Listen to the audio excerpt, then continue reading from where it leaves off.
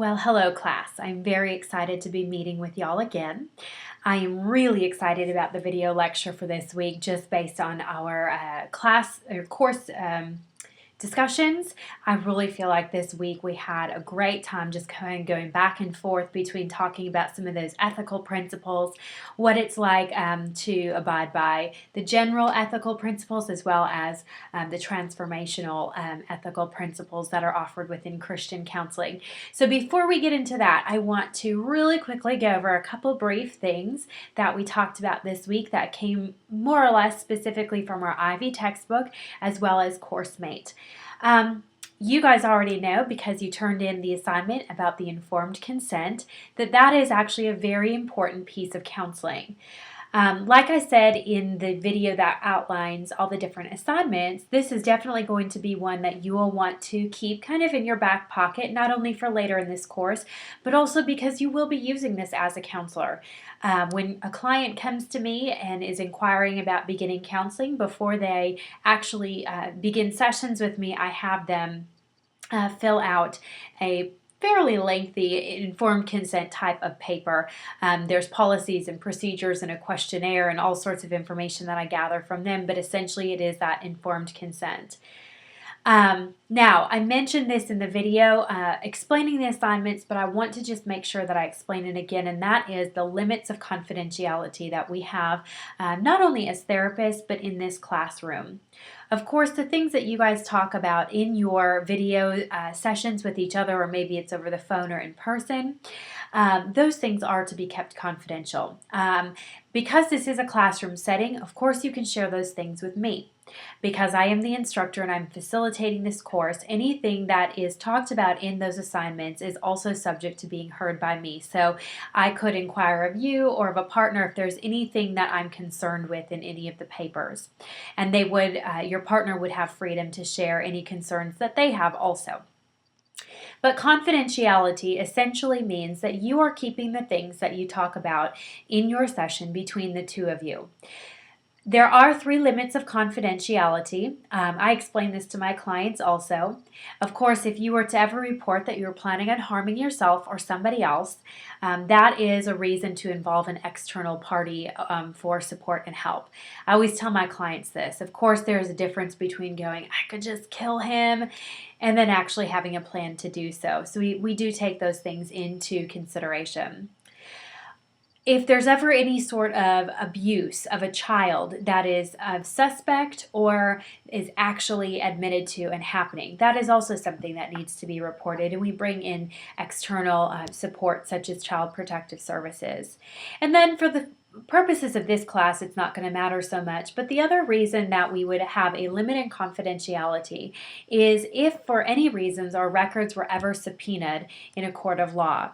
Now, that looks very different when you're in private practice versus a community agency or even a private agency type. The only time that you would give over records is if they were subpoenaed, and ultimately the client has the final say as to yes or no if they want those records to be brought up in court. So we won't go into that too much, but I did want to let you know that those limits of confidentiality do apply in our sessions here. And if for some reason you decide to involve another person in that final assignment, an external person outside of your partner, then we would also need to explain confidentiality to them, and we will get to that more later on in our class. Again, I wanted to reiterate that you guys do not need to share your audio or video recordings with me. I trust that you are doing them and that you're using them as a tool to help you with the assignments. We're going to talk really quickly about 2 things within the assignments for this week before we get to that group discussion board, and that is the wellness plan. Now, of course, I will be correcting these later on during the week and getting those back to you, but this is a really good tool for me to get to know you further and for you to help to know yourself. You heard me talk about last week the importance of self-awareness, and that is something that I'm definitely going to be bringing up several times throughout when we meet together. Self-awareness and that wellness plan is going to be one of your best friends as a professional. The reason why is if you're not taking care of yourself, it's really hard to take care of other people. And of course, we all go through periods in our lives where we're busier or less busy, or where it's easier to take care of ourselves or not so easy to take care of ourselves. And really the purpose is to be mindful of that, to understand what period of life are you in, what do you need in order to make sure that you are taking care of yourself.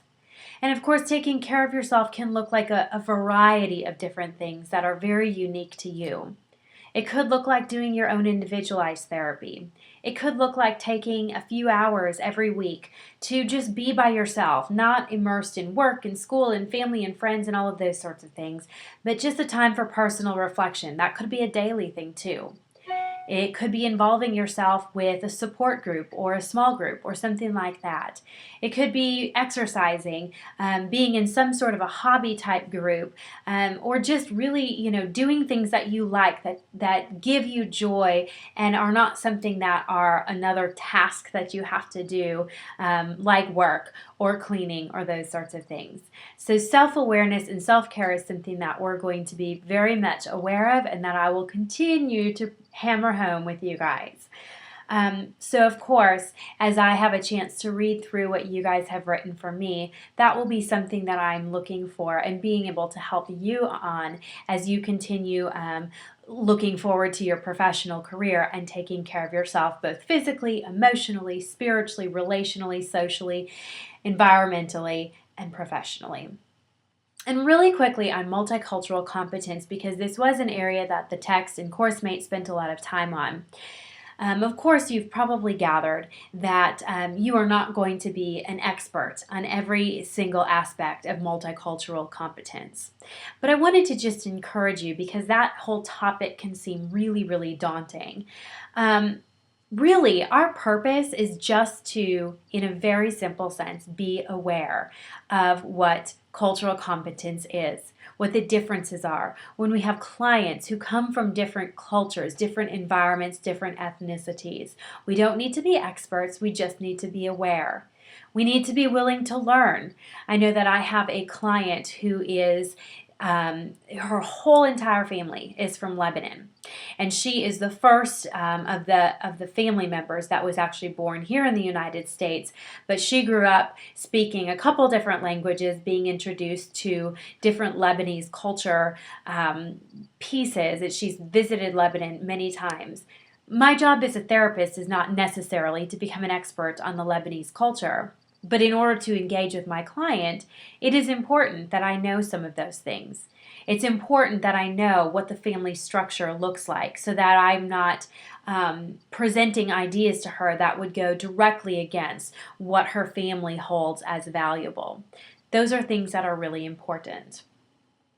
It's also okay to recognize your own limitations. Maybe there's a specific culture that you don't feel comfortable working with. It could be a faith. It could be a style of life where you go, I don't know, that's just not for me.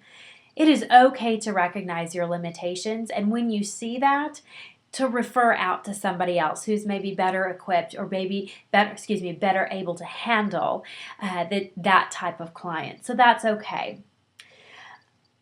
The last piece is that within multicultural competence is just to be considerate of everybody that you come in contact with.